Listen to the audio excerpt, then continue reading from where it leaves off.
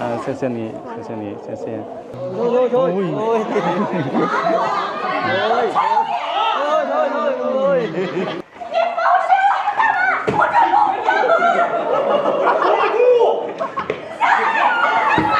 Đẹp lắm.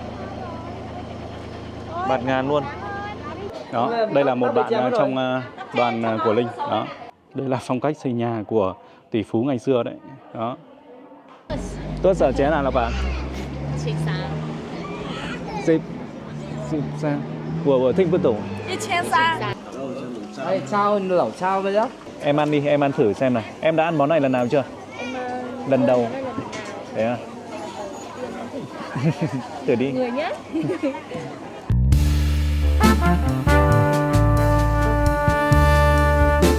Quý vị khán giả thân mến, chào mừng quý vị khán giả đến với kênh của Vương Linh Vlog. Hiện tại thì Linh đang có mặt tại thành phố Di Lặc của tỉnh Vân Nam, Trung Quốc. Và Linh vừa có một hành trình di chuyển từ cửa khẩu Lào Cai để đi đến đây với thời gian là cũng gần cả một buổi mọi người ạ, tầm 5 đến 6 tiếng đồng hồ. Và đây là một khu vực ngã tư của họ. Đây mặc dù chỉ là một thành phố cấp huyện thuộc một tỉnh nghèo, nhưng mà về hạ tầng cơ sở thì rất là phát triển như thế này đây. Đó. Và bây giờ đây thì Linh đang đứng tại một trong những địa điểm du lịch của thành phố này, đó là làng Hương Thủy. Ngay bây giờ thì Linh sẽ dẫn quý vị khán giả chúng ta vào trong và khám phá những hình ảnh đầu tiên nhất về thành phố này. Đó, trước khi vào trong với ngôi làng Hương Thủy ở phía bên trong kia thì cho quý vị khán giả cùng xem quang cảnh của đường phố tại một con đường của thành phố Di Lặc đây. Đó. Ở đây thì đa phần họ cũng đi những phương tiện là ô tô con là nhiều thôi. Và tóm lại là người ta rất là giữ ý thức về cái việc là bấm còi này kia. Cho nên là mặc dù là có rất là nhiều xe ở đây, tuy nhiên là chúng ta không thấy nó quá là ồn ào đâu, đúng không ạ? Ngoài ra thì bởi vì là họ còn đi xe điện nữa, cho nên là cái tiếng ồn nó đã được giảm bớt phần nào rồi. Đó. Đây chỉ là một cái thành phố cấp huyện gọi là thuộc tỉnh nghèo của Trung Quốc thôi mọi người ạ, tỉnh Vân Nam. Đó. Đây là khu vực cổng làng. Đó, một cái cổng rất là lớn như là một cái cổng thành ngày xưa ấy. Đó. Chúng ta sẽ cùng nhau tiến bước vào trong mọi người nhé. Trong khu vực khuôn viên của ngôi làng này thì ở đây Linh thấy có những cái kiosk nhỏ, những cái kiosk bằng vải, và buổi tối thì họ sẽ mở bán những cái kiosk này. Trong đó là những cái sản phẩm liên quan đến việc ăn chơi, giải trí thôi. Đấy. Và đây, cái quang cảnh của ngôi làng này ở một cái góc nho nhỏ như thế này đây. Đó. Rất là đẹp mắt. Và quý vị khán giả có để ý không? Ở trên những cái ngôi nhà của cái ngôi làng này hay là của cái thành phố thuộc tỉnh Vân Nam này thì thường người ta sẽ xây dựng theo cái kiểu kiến trúc nó hao hao như thế này. Đó là ở cái phía mái của ngôi nhà ấy, thì thường có những cái đây, những cái góc nhọn như thế này. Thì đó là giống như kiểu là cái sừng trâu ấy mọi người ạ. Đó. Cái này thì là liên quan đến kiến trúc của người Miêu Trung Quốc. Thì ở Việt Nam thì sau khi họ di cư sang Việt Nam ấy, thì là người Mông, người Hờ Mông. Hành trình lần này thì Linh không phải là đi cá nhân, đi tự túc một mình nữa, bởi vì là Linh đang trong cái thời gian mà chờ visa để có thể là tiếp tục trong những hành trình Trung Quốc một mình khám phá. Tuy nhiên là Linh trong cái thời gian này thì Linh đã đi tour, đó, đi tour theo tour của bên anh Nếm, đó, anh Nếm Travel. Và ngoài ra thì hôm nay còn có thêm một vài các anh cũng làm về YouTube, TikTok giống như mình. Đó, có một số kênh rất là nổi tiếng ở cái thời điểm hiện tại. Ví dụ như là kênh của anh Chao Vlog này. Hiện tại thì anh Chao đang ngồi ở trên này rồi. Hay là anh Phanh Phanh chẳng hạn. Đó, mọi người thì đang lên thuyền rồi. Đó. Đây là một ngôi làng có kiến trúc rất là đẹp mắt luôn. Đây. Đó, đây là tiểu ô trấn của Trung Quốc mọi người nhé. Đó. Đó, khi mà đến đây thì quý vị khán giả có thể là đứng tại đây bên cạnh những cái chỗ như thế này để có thể chụp hình. Mình thấy là họ xây dựng cái khu này quá là đẹp mắt luôn.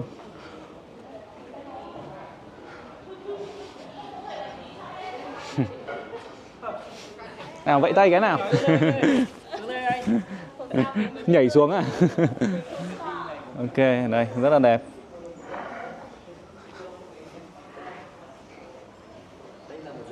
Đó.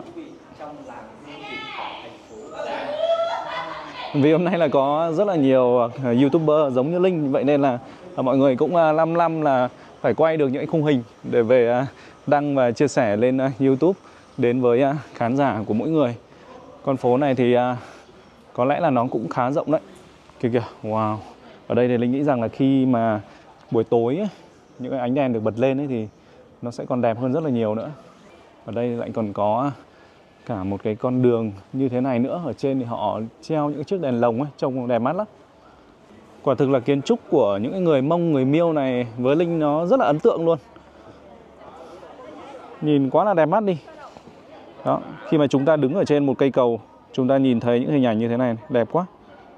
Hóa ra là ngoài đoàn du lịch của Linh thì những người ở phía đằng trước đây, những cái cô chú hay là tóm lại là những người đang có mặt trong khung hình này thì hóa ra đều là người Việt Nam và họ đi theo tour của một bên khác.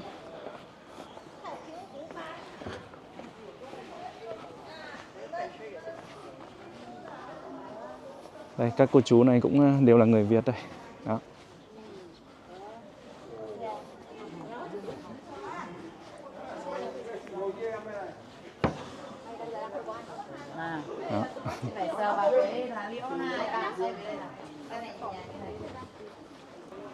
Đó, có hai mấy nủy xinh gái này.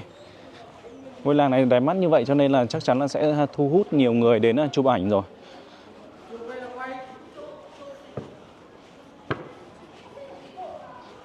Đây cũng là Việt Nam luôn. Cong cong cái đít ra. Chân ngắn đấy. Cong cong cái đít ra.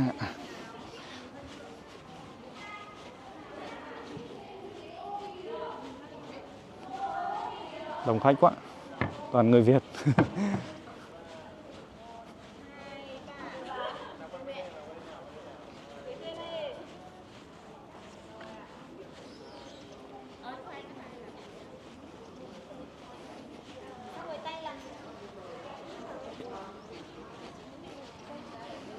Ở bên cái dòng sông này thì họ trồng những cây liễu ấy, đó, đẹp lắm. Liễu rủ rất là đẹp. Để lên thuyền này thì chúng ta sẽ chi cho cái việc này là 20 tệ một người mọi người ạ. Khoảng 80.000. Đó. Thì chúng ta sẽ được lên thuyền trải nghiệm và đi dọc theo cái con sông này, ngắm nghía cái phong cảnh của ngôi làng.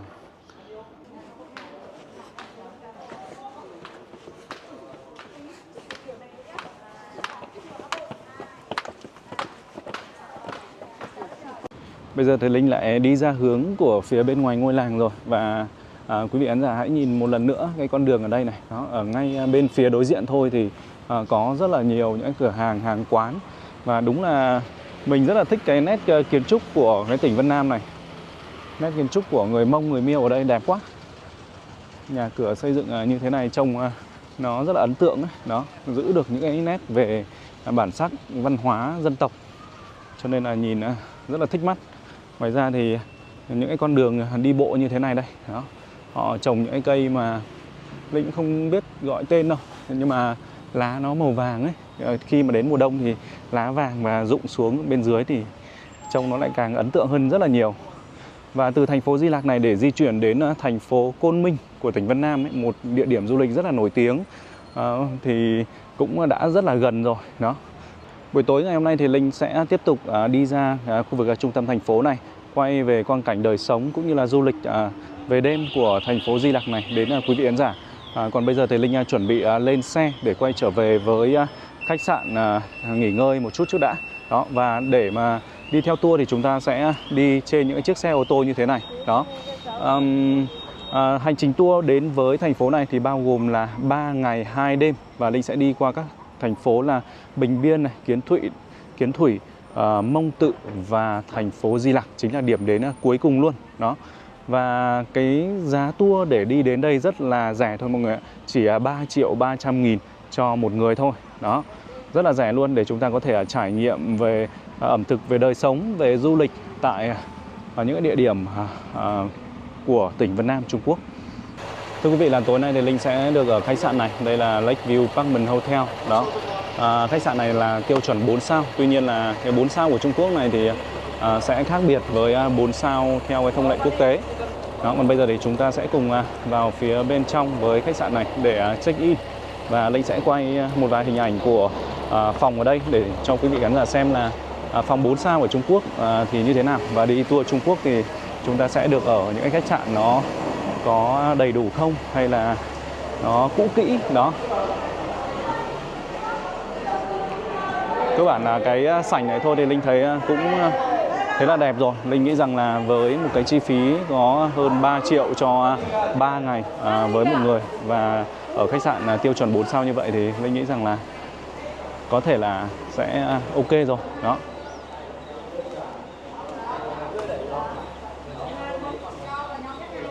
Đây là anh Nếm TV đây. Đó, thì lần này Linh đi là Linh đi theo tour của anh Nếm tổ chức. Anh Nếm có một công ty tour về du lịch. Đó, và có rất là nhiều những cái tour. Rất là mong để có thể kết hợp với anh em. Vâng. Em đi với chị. Đó. Anh em có trải nghiệm du lịch tốt đẹp trong cái tour này. Vâng. Tất cả những cái dịch vụ này thì mình đã lựa chọn. Khách sạn này anh đã ở đây lần nào chưa? Anh đã ở Đẹp đúng không? Vâng. Về tiện ích đầy đủ, bữa ăn sáng có on-set miễn phí, Vâng. còn ngâm khoáng. Ngâm khoáng là ở Điều hòa vâng. Đó, thưa quý vị là tối nay thì Linh sẽ ở phòng 312 đó, và đây phòng, wow, không ngờ là nó có thể rộng đến như vậy luôn. Mình cứ nghĩ rằng là một cái phòng cho cái việc là đi du lịch với cái giá rẻ như vậy thì sẽ ở những cái phòng nó nhỏ hơn đấy. Tuy nhiên rằng là đấy, nó đẹp như thế này mọi người ạ. Và ở bên trong này đây thì còn có cả một cái vị trí để chúng ta có thể là ngồi và đây ăn uống, hay là đây là đánh mặt trược này. Đó, đây là một cái bàn đánh mặt trược. Và không biết là cái view ở đây thì sẽ như thế nào đây. Hóa ra là cái phòng của Linh ở hôm nay thì lại còn có một cái view là có thể nhìn ra cái con đường ở bên phía dưới, và ngay chỗ nhiều cái cây xanh kia kìa là một con đê mọi người ạ. Và hy vọng rằng là ngày mai khi mà mình sáng sớm ấy thì mình có thể ra đấy. Đây lại có thêm một cái bàn trà để chúng ta có thể là tối ngồi thưởng thức trà đây luôn. Đó. Cho mình xin ngắt lời ngang một chút, tại vì mình xin đính chính luôn. Tại Dạ. nhiều khi là người ta nghĩ là anh đang mời anh em KOL đi trải nghiệm thì Vâng. sẽ là đặt những cái dịch vụ tốt nhất. Tuy nhiên không phải tất cả các khách đều sẽ ở khách sạn này, chứ không phải là vì hôm nay mà có những anh em đi làm YouTube cùng nghề mà mình sẽ đặt cái khách sạn tốt hơn, mà nó là dịch vụ từ trước đến giờ. Là dịch vụ từ trước đến giờ rồi. Vâng. Có thể ngắm lại. Đây chúng ta có thể nhìn ngắm thêm một vài những cái hình ảnh khác của cái khách sạn này mọi người nhé. Phòng này mình có thể được coi là hàng phòng suite, tại vì nó có cái không gian phòng khách riêng. Và cái diện tích của nó thì nó cũng rơi vào tầm khoảng 40 mấy mét, tầm khoảng 40 mét vuông. Rộng nhỉ nhỉ? Rộng đấy. Đấy.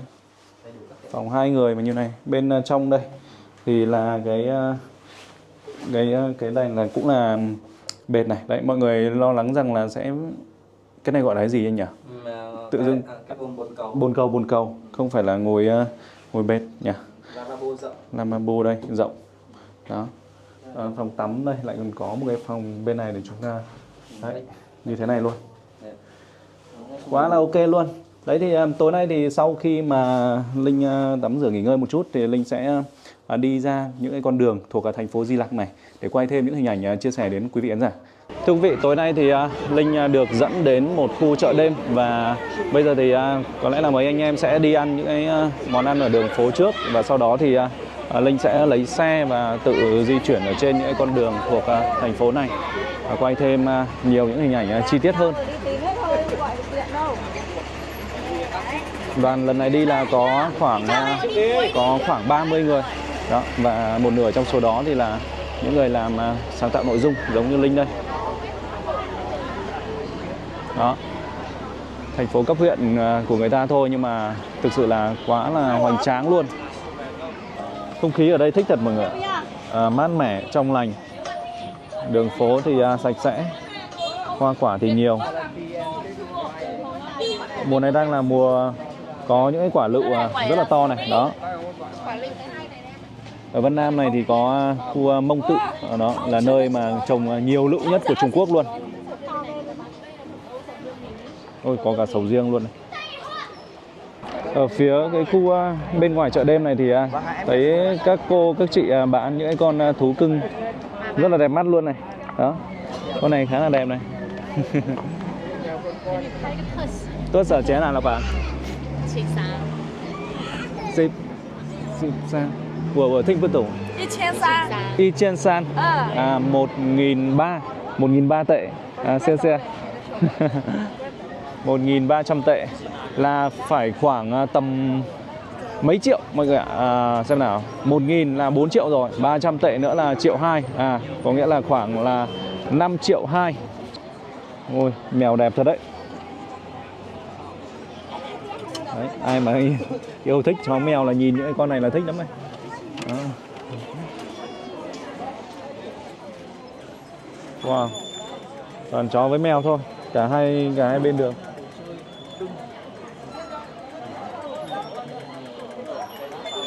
Đây, bây giờ thì chúng ta sẽ cùng nhau đi vào phía bên trong khu chợ này. Một cái khu chợ rất là đông vui nhộn nhịp luôn.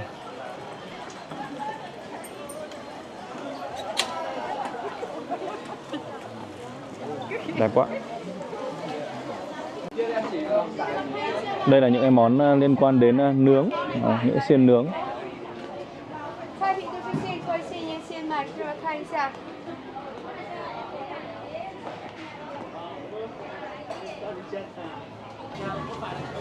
Đây thì ngoài ẩm thực ra thì họ còn bán những cái đồ liên quan đến thời trang hay là phụ kiện cũng rất là nhiều đây. Cái khu vực này là sẽ rất hợp với các bạn trẻ này, nhất là các bạn nữ. Bây giờ thì Linh sẽ đi vào cái khu chợ chính trước để ăn uống. Sau đó thì là sẽ đi đến những khu phố khác.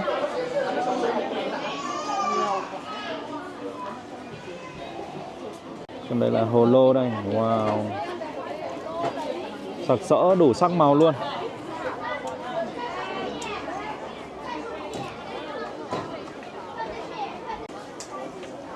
Khu chợ này rất là đông vui nhộn nhịp nhé.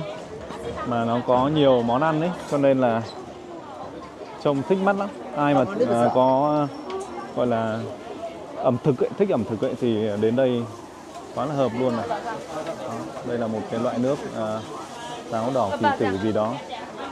Đây thì lại là những cái que giống như là cây kem, nhưng mà đây là những hạt cơm ấy mọi người ạ. Đó, trông hay thật đấy.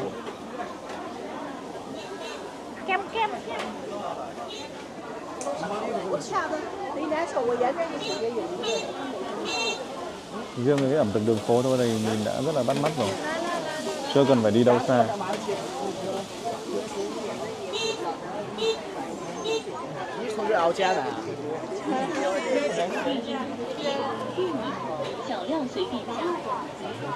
Wow, trông hay chưa?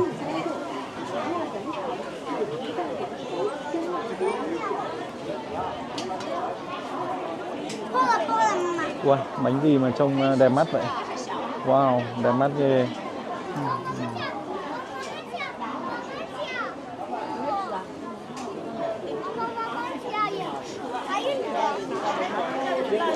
Wow.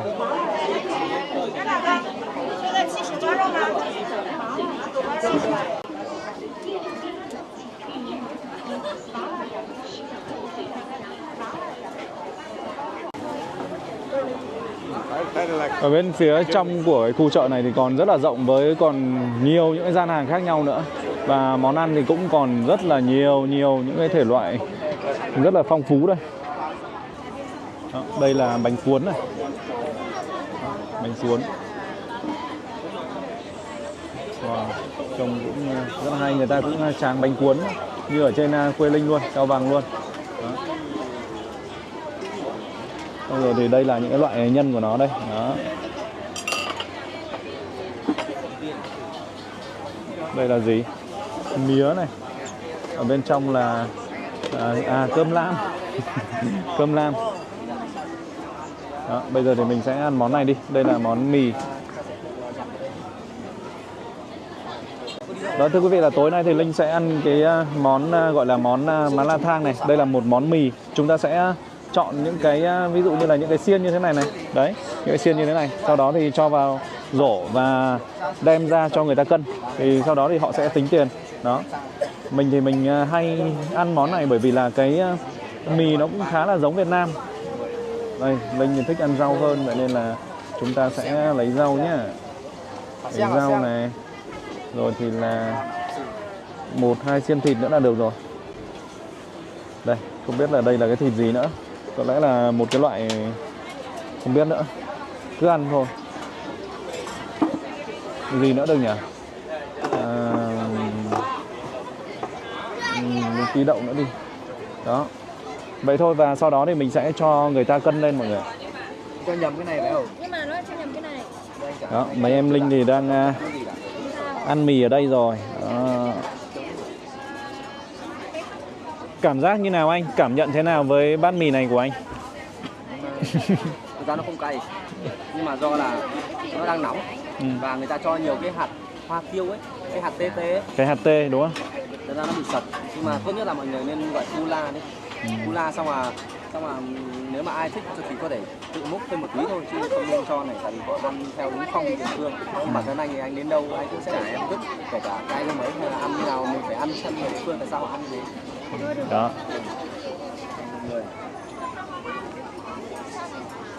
Đấy. Em ăn đi, em ăn thử xem nào. Em đã ăn món này lần nào chưa? Lần đầu. Thế à? Thử đi. Người nhé. Mukbang đi, mukbang đi. Mùi hoa. 还行，不怎么辣，也不怎么讨厌。 Thú vị. Đây, ở đây có một cái món gọi là bánh cuốn.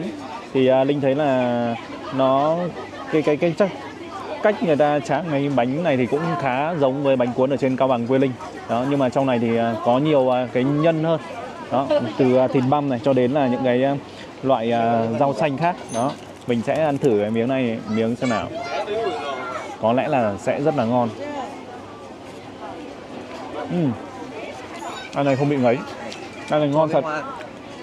Trong này có hoa đúng không? Hoa gì? Tiêu em biết không? Cái này cho cái hoa tiêu vào nó sẽ bớt nồng hơn. Cái cảm giác nó cũng hơi giống bánh bột lọc một tí, tại vì họ tráng hình như là bằng cái bột rong ấy. Ngon đấy nhá. Ăn cái này thì em nghĩ là ăn được nhiều ấy, không ấy đâu. Đó, còn đây là cái bát mì cay của Linh. Bát mì mà la thang. Thì Linh đã gọi cái món là không cay rồi, cho nên là so với bát anh nếm thì chắc chắn là sẽ ngon hơn.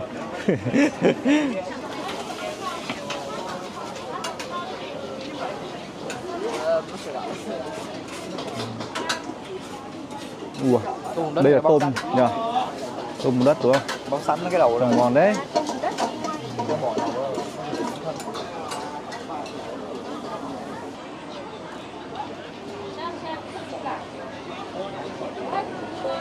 Ngoài cái khu chợ ở phía bên ngoài lúc nãy thì ở trong này còn rất là nhiều những cái gian hàng khác nữa. Trong này thì là ngồi trong nhà mọi người ạ.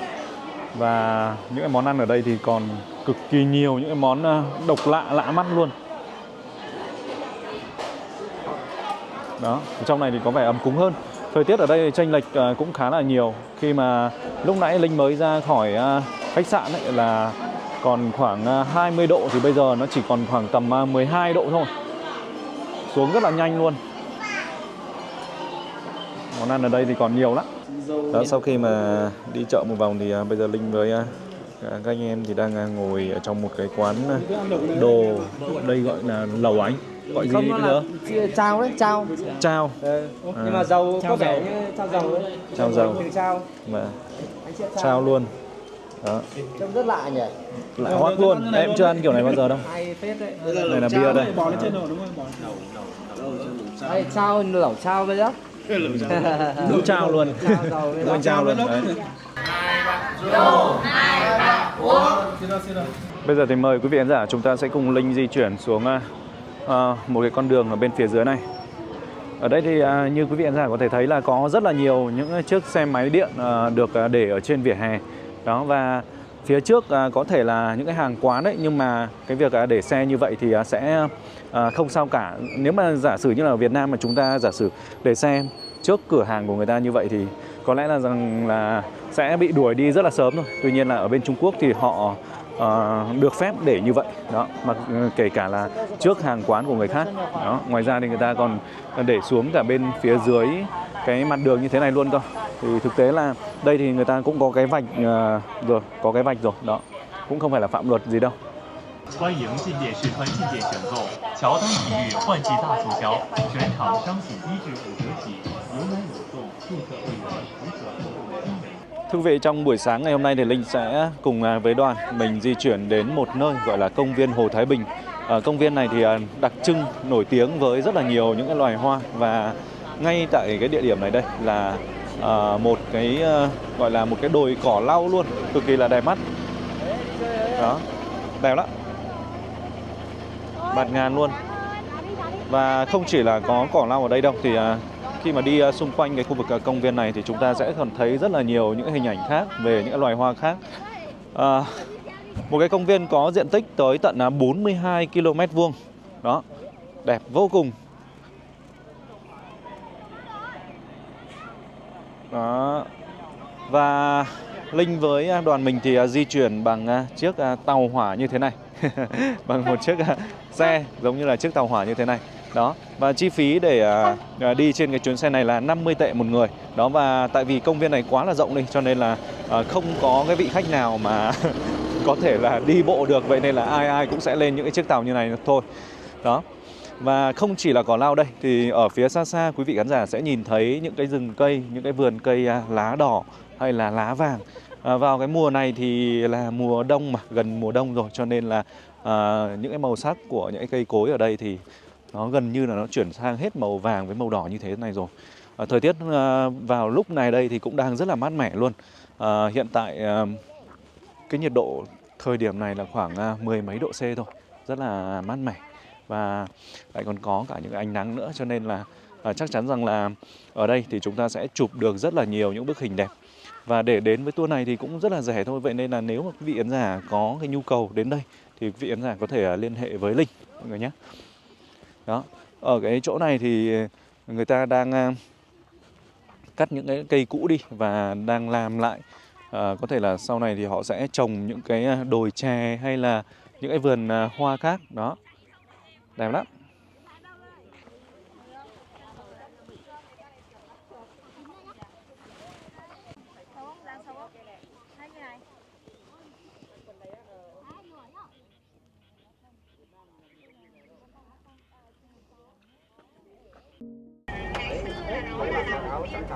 Đó, khách Việt của chúng ta đến với cái vùng đất này du lịch rất là đông luôn. Đây cũng lâu rồi nhưng mà không phải không đi ra đâu. đầu tiên phải đội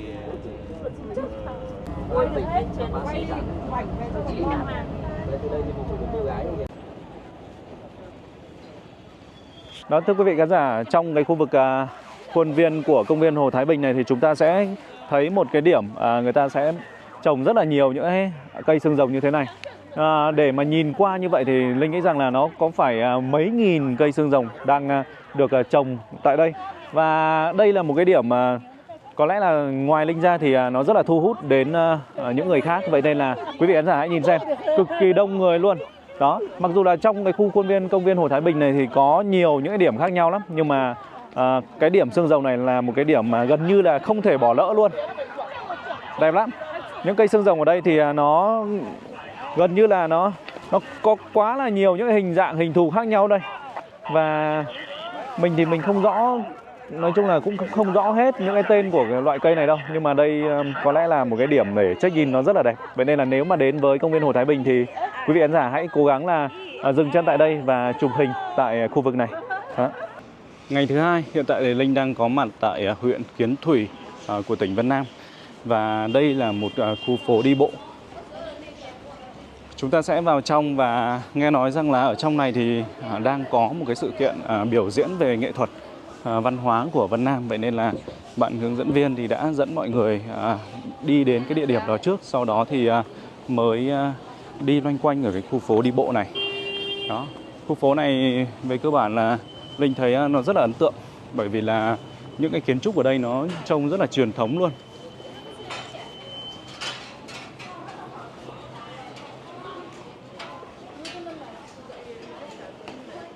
Đấy, ui quả lựu này. Đấy, Vân Nam là đất của lựu mà. Lựu rất là to luôn. Những cái quả lựu này phải to như là cái quả bưởi luôn mọi người ạ.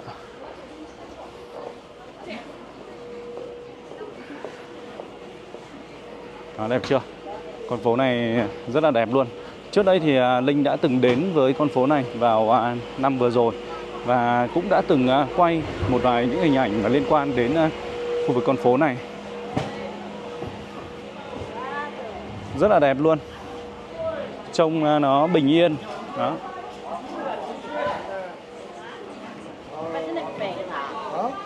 Khu phố này ở hai bên thì đều có những công trình kiến trúc về nhà cửa, cho nên là ánh nắng nó cũng đỡ dịu phần nào. Ngoài ra thì ở phía trước thì Linh thấy là cũng trồng rất là nhiều những hàng cây xanh ấy.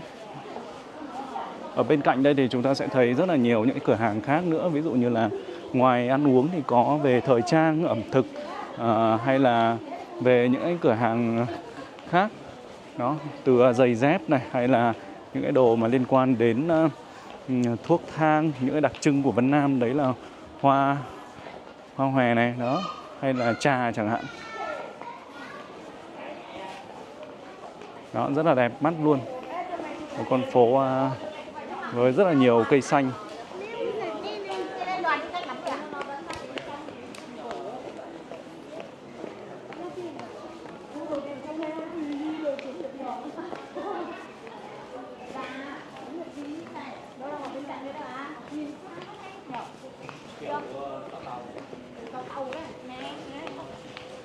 Đây là một cửa hàng về đồ gốm.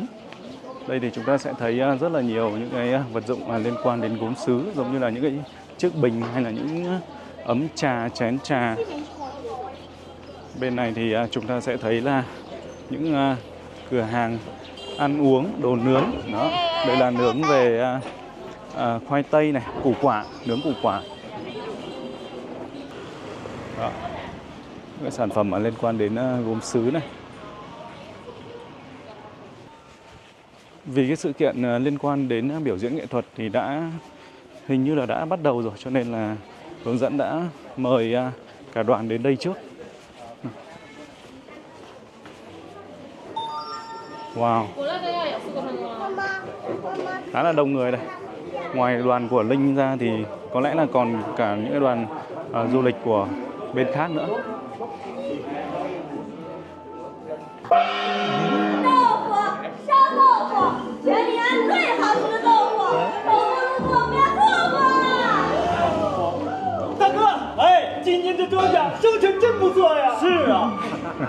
Ai nhỉ? 嗨，没事儿，回头我再招2个人就行了。先吃豆腐，老板，给我们来些豆腐。抢别人吃，没吃完了再往下定。你是谁家的闺女？怎么这么不讲道理？管我谁家闺女，谁不讲道理啊？再给我说一哎呀，别吵！我再给你说一次，别吵！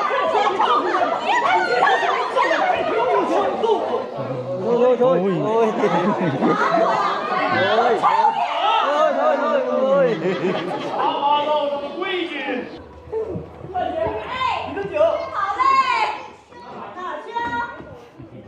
就你拿豆腐砸我是吧？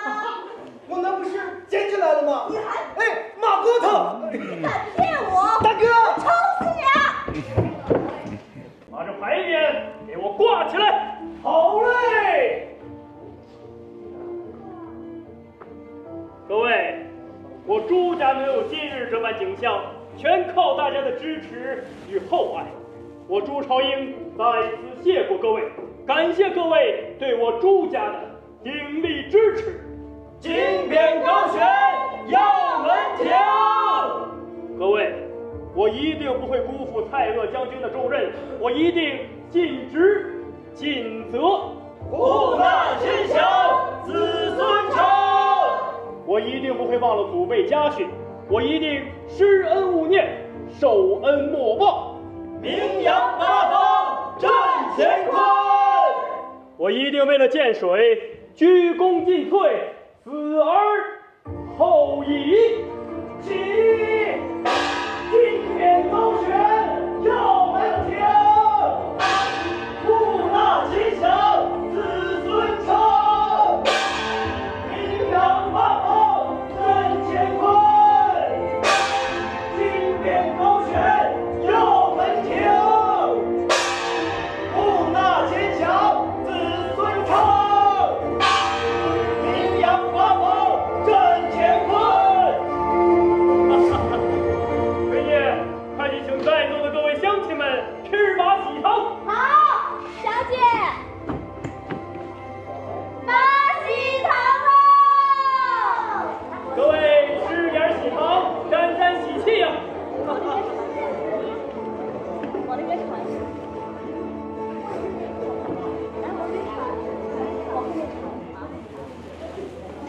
Quá là ấn tượng với tiết mục biểu diễn của các bạn tại khu vực gần với Chu Gia Hoa Viên này. Một tiết mục cực kỳ ấn tượng và rất là hay luôn. Đó, bạn diễn viên bạn rất là xinh luôn. Đó. 千军朝着朱家来了，快走！ Nhập.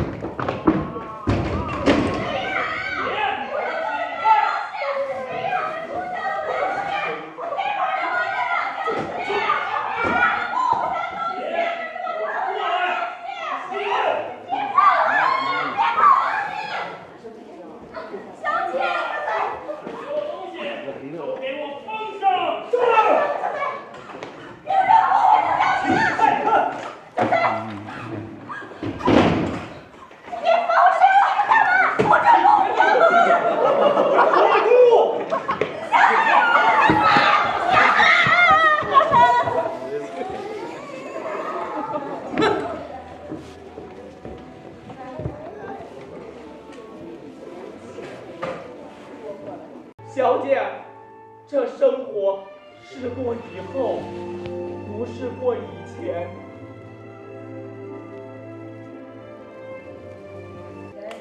Đó, thưa quý vị, vừa rồi thì chúng ta đã được xem một màn biểu diễn kịch của các bạn trẻ của Trung Quốc nói về lịch sử của khu dinh thự Chu Gia Hoa Viên, cũng như là nói về những con người liên quan đến cái giai đoạn lịch sử này.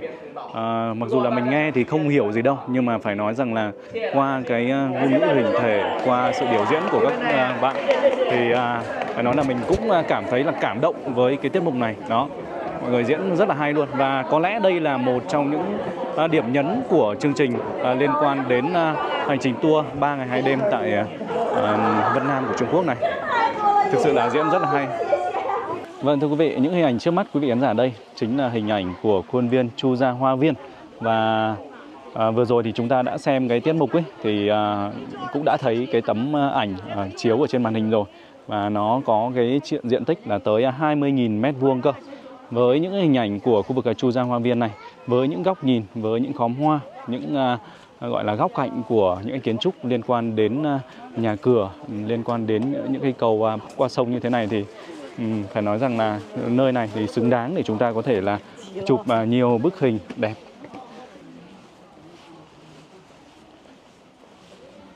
Rất là đẹp mắt luôn.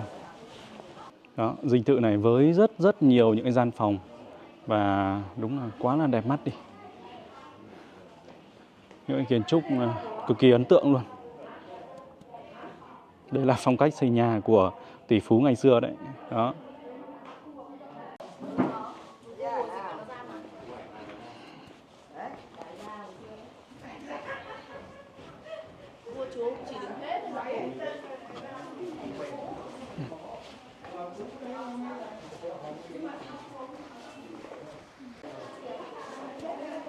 Đẹp thế.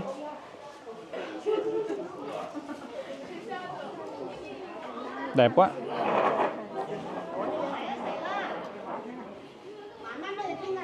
Chu Gia Hoa Viên được xây dựng vào những năm đầu triều đại Quang Tự thời nhà Thanh năm 1875 và hoàn thành vào năm Huyền Thông thứ 2 đời nhà Thanh năm 1910.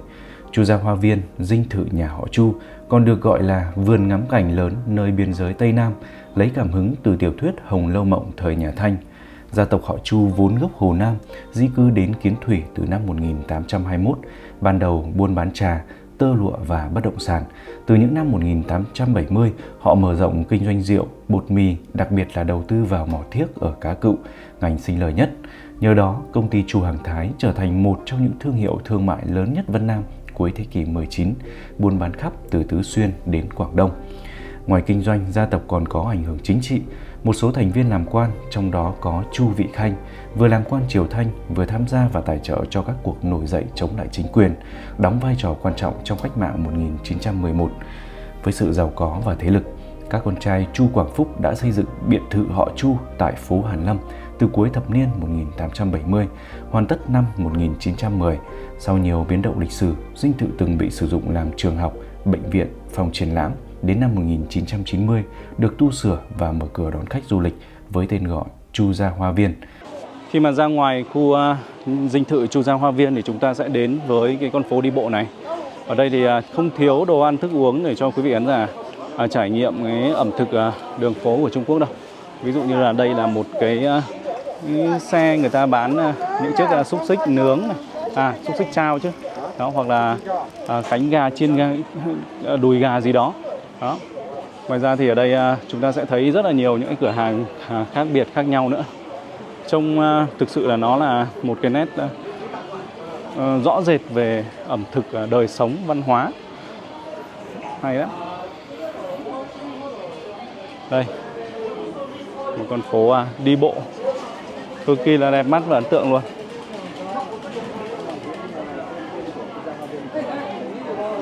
Đó, hoa quả này.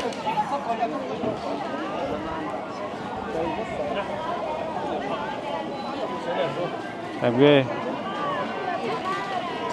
Ở đây thì thỉnh thoảng chúng ta sẽ thấy những người đội cái khăn ở trên đầu. Đây là những người dân tộc Hồi. Đó, dân tộc Hồi của Trung Quốc. Đây là người ta đang bán những xiên nướng mọi người ạ. Và con đường này đây, wow, rợp bóng cây luôn. Đẹp lắm. Đây là bạn hướng dẫn viên. Đó, bạn ấy tên là Phong. Phong ơi, con đường này tên là gì nhỉ?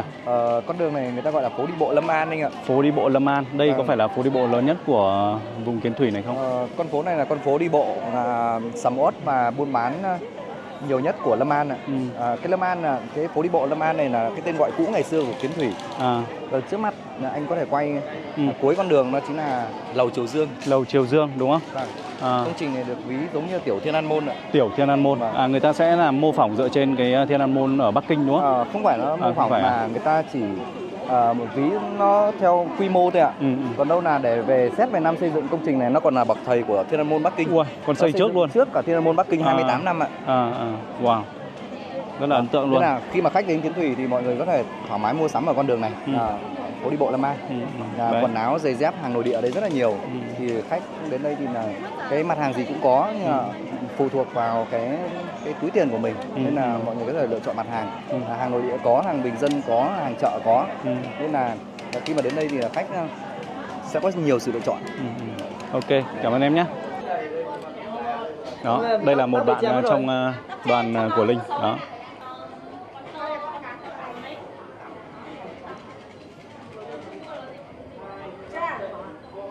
Đẹp.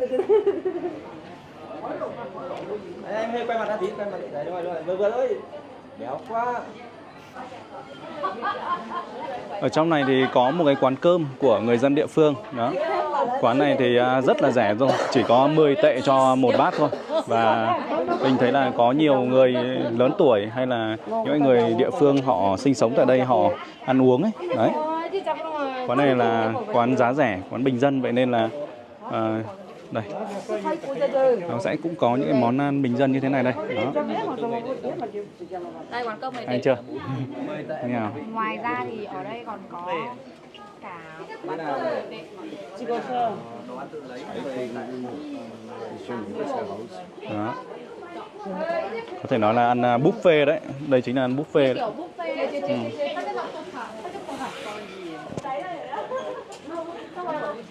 Cũng là đậm chất về đời sống của khu vực Vân Nam Trung Quốc này. Khu phố này thì kéo dài tận ngoài kia. Đó, ngoài ra thì lại còn ở bên này nữa cơ. Đó, dài ra tận ngoài bên này. Đó. Nếu mà quý vị khán giả đến đây thì quý vị khán giả hãy tự mình trải nghiệm, khám phá những cái nét ấn tượng của cái khu phố này. Đó, sẽ rất là đặc sắc đấy.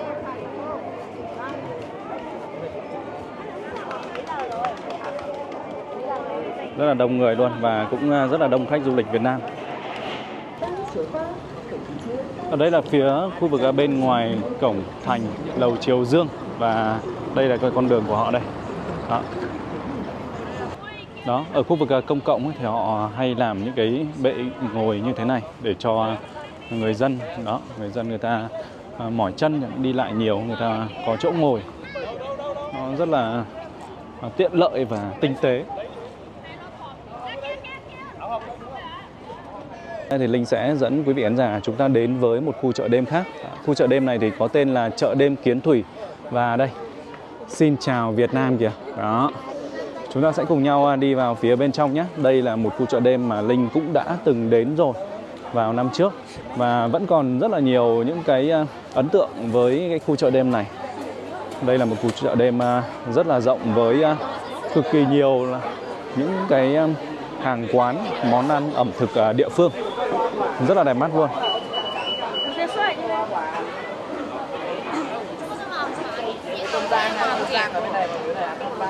Đó. Chợ đêm của Trung Quốc thì chợ đêm nào cũng đầy những món ăn trông đặc sắc như thế này đây.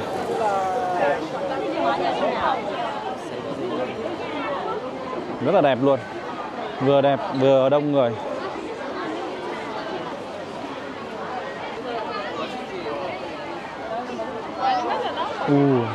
Khu chợ đêm này trang trí đẹp quá. Hôm nay lại là cuối tuần nữa, vậy nên là bình thường nó đã đông rồi thì lại càng đông hơn. Buổi tối nay thì cũng chưa kịp ăn gì cả. Ngày hôm nay thì Linh với đoàn đã di chuyển đến một vài những cái địa điểm, ví dụ như là Chu Gia Hoa Viên này, đó, hay là Hồ Thái Bình. Mình cũng đã chụp được khá nhiều những hình ảnh thuộc tỉnh Vân Nam này. Và tối thì lại được đưa đến đây. Khách sạn ở thì cũng rất là đẹp mọi người ạ. Và đây đã là ngày thứ hai, buổi tối thứ hai Linh có mặt tại đây rồi. Ngày mai thì Linh sẽ cùng đoàn trong một hành trình di chuyển về với thành phố Mông Tự, sau đó là về đến cửa khẩu Hà Khẩu và sang Lào Cai, rồi quay trở về nhà thôi. Đó, đây là một tour có hành trình kéo dài 3 ngày 2 đêm. Và chúng ta sẽ được đi tới 4 thành phố của tỉnh Vân Nam này. Rất là ấn tượng luôn.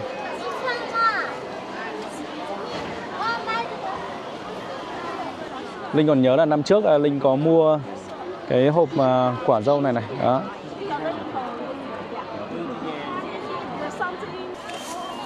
Dưa hấu của bên này thì cũng rất là to luôn, khổng lồ luôn. Sầu riêng này.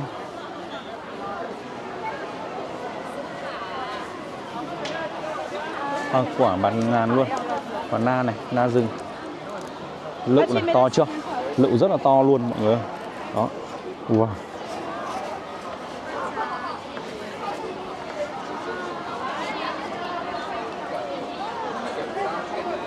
Quất này chúng ta có thể ăn luôn cả vỏ nhé. Đó. Mua là ăn luôn. Hay chưa? Wow, trông những món nướng đường phố này. Đây là đậu phụ. Nóng hổi quá. Wow. Đẹp mắt luôn.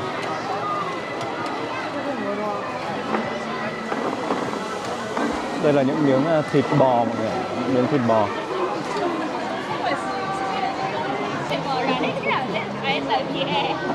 Không biết đây là món ăn gì đây? Hình như đây là một món lẩu. Món lẩu. Trông nước dùng kìa. Cả một cái gọi là cái nồi to đùng như thế này luôn. Một nồi lẩu to đùng luôn.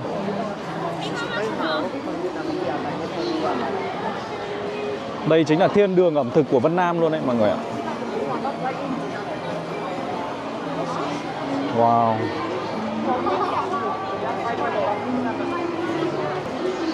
Đây có lẽ là một quán mì đây.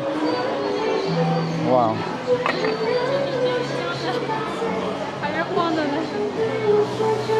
Trời ơi, trông cay chưa? Trông cay kinh khủng luôn. Bao nhiêu loại ớt. Bây giờ thì mấy anh em đang vào chọn bia. Uống gì đây? Ly Quan à?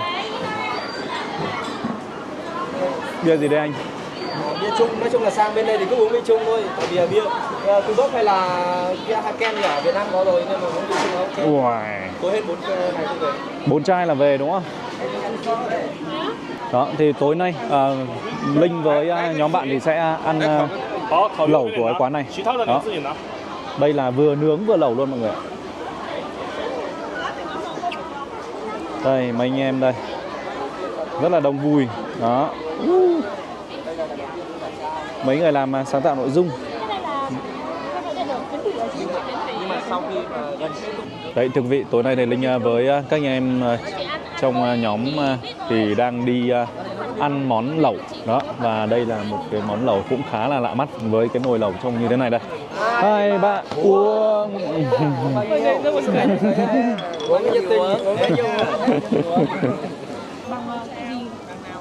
Đó, thưa quý vị, đây là món ăn lẩu thứ hai. Đây thì chúng ta sẽ có tôm, đây vẫn là thịt gì nhỉ anh? Cũng là bò đúng không?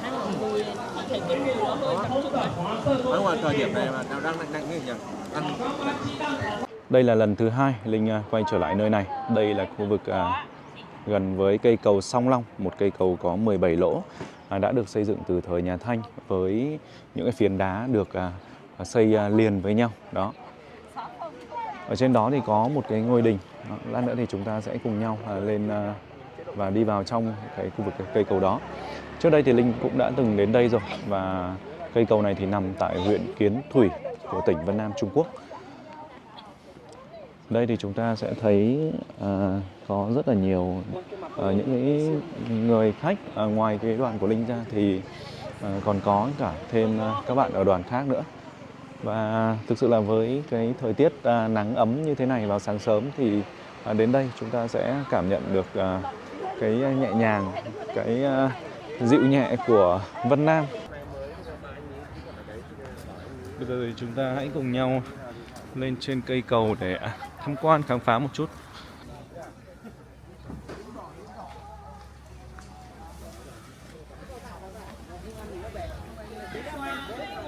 Cây cầu này kiến trúc rất là cổ kính ấy, vậy nên là trông cực kỳ ấn tượng luôn.